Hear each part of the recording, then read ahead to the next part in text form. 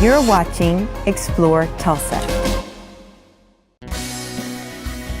A lot of Vietnam veterans. Mostly Vietnam. We do have some guys. We have a few that are still around from the Korean War era. A lot of Desert Storm, Desert Shield guys, Afghanistan, Iraq. We love our veterans. That's what this area right here is for. For the TV, they wanted, the coffee pot, the popcorn. They wanted, the couch, the chair, because a lot of them cannot walk around, even in this small of a space, for very long. So they need a space to sit and relax for a minute.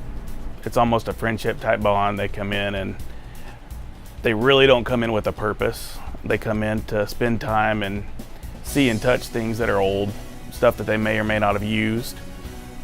They like to look at the new technology, the stuff that they didn't get when they were deployed, the advances in uniforms and materials and stuff like that that they didn't have an opportunity to utilize.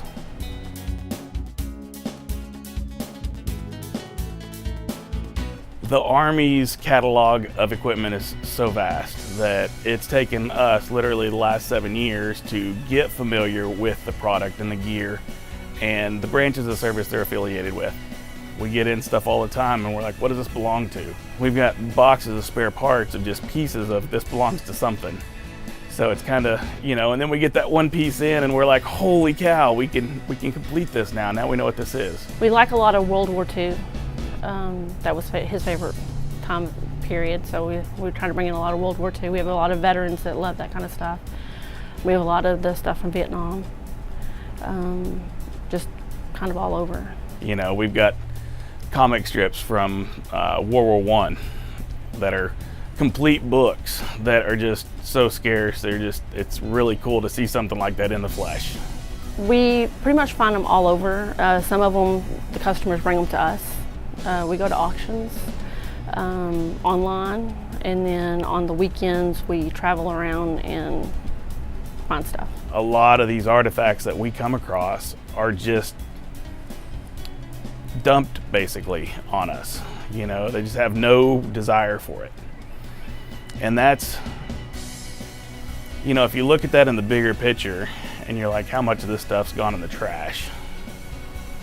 And that's the part that you're like, the rusty gold, as they say. There's so many pieces that you got to look around and go, somebody was going to throw this out.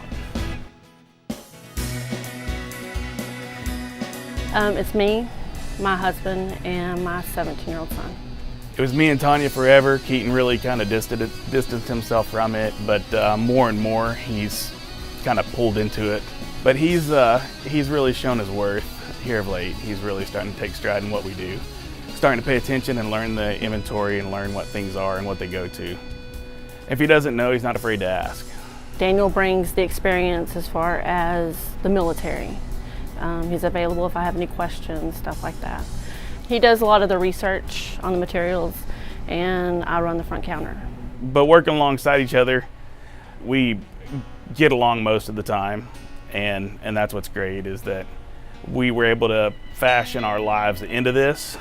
It was an adjustment, for about a year this past year. My husband and I tried to work together every single day, and then because he retired, and then another business came and offered him a job, and we decided that was a great opportunity for him, so he left again and decided to take that job.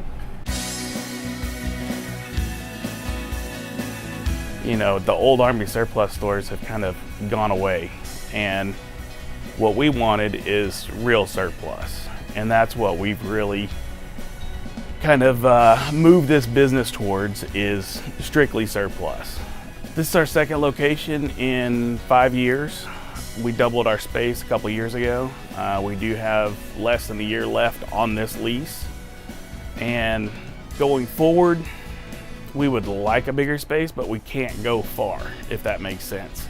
We don't want to stray too far from where we're at, because we've got 7 years of building this name, and we want to make sure that we're here for the customer.